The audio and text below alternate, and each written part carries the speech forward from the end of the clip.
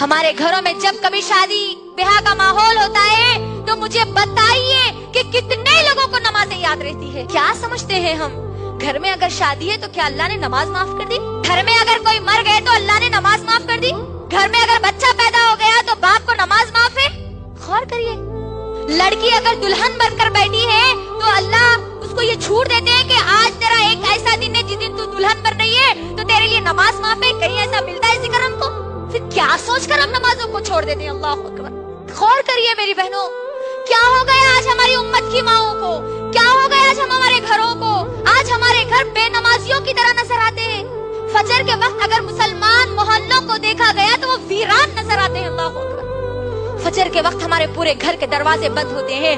فجر کی نماز کے لیے خاص طور پر میری ماں اور بہنوں، مسجدوں کو آپ غور کریے، جمعہ کی نماز کے لیے جتنی مسجدیں بھر جاتی ہے، فجر کی نماز میں ایک صف بھی آپ کو نظر نہیں آتی۔ کیا اللہ نے ہم پر صرف جمعہ کی جمعہ نماز فرض کی ہے؟ اور پھر قبرستان میں اللہ اکبر، قبرستان کا حال دیکھیں آپ جا کر، اوہو، قبرستان کا آپ حال جا کر دیکھیں، قبرستان جیسے شادی ہالوں کی طرح سجے ہوئے ہیں۔ اللہ اکبر۔ قبرستان میں لائٹنگ ہے، کرسیاں لگی ہیں، قبرستان کی قبروں کو سفید چونے سے جو ہے سفید کیا جا رہا ہے، پیڑوں میں لائٹنگ لگی ہے، اور پورا جس طرح سے شادی خانوں میں انٹری ہوتی ہے پورا انٹری گیٹ بنا رکھا ہے قبرستان کا۔ اللہ اکبر۔ یہ قبرستان کی حالت ہے۔ یہاں جا کر تم آخرت کو یاد کرو گے؟ اللہ کے نبی نے قبروں کی زیارت کا حکم کیوں دیا؟ تاکہ ہمیں آخرت یاد آئے اور ہم مرنے والے کے لیے دعائیں مغفرت کریں۔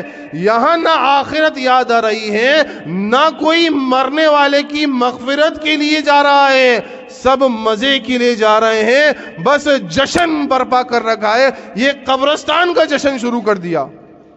تو یاد رکھیے، اس طرح کے قبرستان کو سجانا، اس طرح سے قبرستان کے اندر چونا مٹی لگانا اور قبروں کو اس طرح سے پکا بنانا، یہ اسلام نہیں ہے، یہ اسلام کے اندر بدعت ہے، یہ خرافات ہے، چاہے کرنے والے کی نیت کتنی ہی اچھی کیوں نہ ہو، داڑھی کتنی ہی لمبی کیوں نہ ہو، جبہ کتنا ہی لمبا کیوں نہ ہو، ٹوپی کتنی ہی اونچی کیوں نہ ہو، میرے بھائیوں، اگر وہ عمل اللہ کے نبی جناب محمد رسول اللہ صلی اللہ علیہ وسلم سے ثابت نہیں ہے تو حقیقت میں وہ عمل بدعات شمار ہوگا۔